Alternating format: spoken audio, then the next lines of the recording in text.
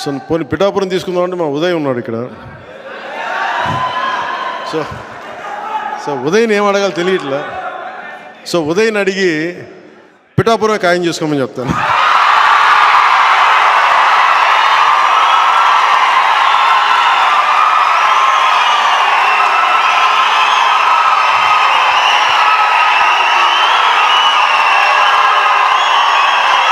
Thank you.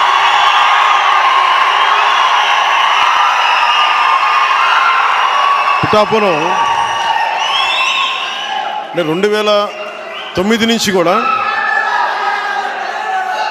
2009 నుంచి కూడా 2009 నుంచి కూడా అందరూ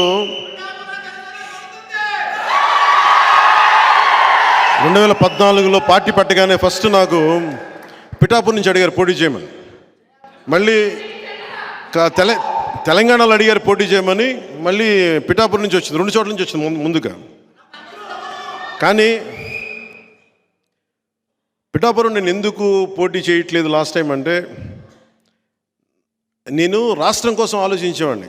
నేను నిజంగా చెప్పాను, నా ఎన్నికల గురించి నేను ఎప్పుడు ఆలోచించలే. నేను మ్యాక్సిమం అనుకున్న అనంతపురం అర్బన్కి నిలబడదాం, వల్ల అనంతపురం జిల్లాలో నిలబడదాం. అందుకు 2015లో పార్టీ ఆఫీస్ అక్కడి నుంచే ప్రారంభించాను. మంగళగిరి నుంచి ప్రారంభించాలి, అక్కడి నుంచి ప్రారంభించాను, అనంతపురం నుంచి. కానీ దాన్ని ఇప్పుడు నేను ఒక బాధ్యతను మోస్తున్నప్పుడు, నేను ఒక బాధ్యత ఇచ్చినప్పుడు దాన్ని మోసుకెళ్ళే వ్యక్తుల సమూహం లేదు నాకు అక్కడ. అందుకని వదిలేయాల్సి వచ్చింది. జనసేన పవన్ కళ్యాణ్ పిఠాపురం నుంచి పోటీ చేస్తుంది.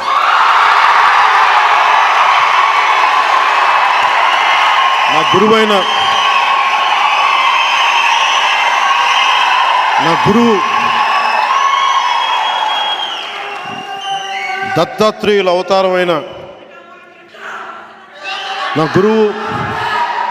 దత్తాత్రేయుల అవతారమైన శ్రీపాద శ్రీవల్లభుడు జన్మస్థలం అది, శక్తిపీఠం అది. అక్కడి నుంచి పోటీ చేస్తాం. అనంతపురంలో కొడదాం తర్వాత భవిష్యత్తులో. ఇప్పుడు పొత్తు కొట్టనే, తర్వాత జనసేన కొడదాం.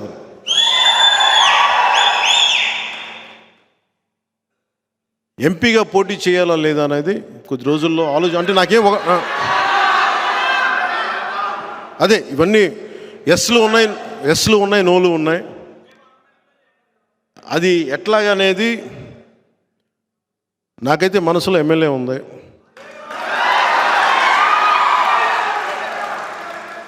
అందుకని నేను దాని మీద ఏం వ్యాఖ్యానించట్లేదు. పెద్దలతో మాట్లాడి నా నిర్ణయం చెప్తాను వాళ్ళకి.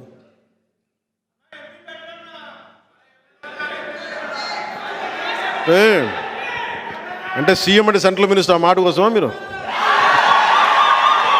కాదు, కొంత నేలని ఇక్కడ అడుగుదాం. ఇక్కడ కొంత పార్టీ నిర్మాణం ఎలా జరగాలి,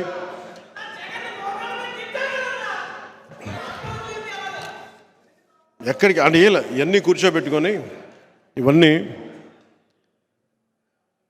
ఈసారి 21 స్థానాలకి పరిమితం అయిపోయినా కానీ, మొన్నదాకా 98% స్ట్రైకింగ్ రేట్ అని చెప్పా.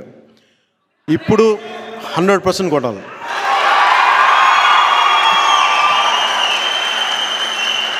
పొత్తులో ఉన్న మద్దతుదారులకి, తెలుగుదేశం మద్దతుదారులకి, భారతీయ జనతా పార్టీ మద్దతుదారులకి ఈ సభావేదికని పురస్కరించుకొని, అలాగే మన మద్దతుదారులందరికీ ప్రజాస్వామ్యాన్ని నిలబడాలని కాంక్షించే ప్రతి ఒక్కరికి కూడా నా విన్నపం,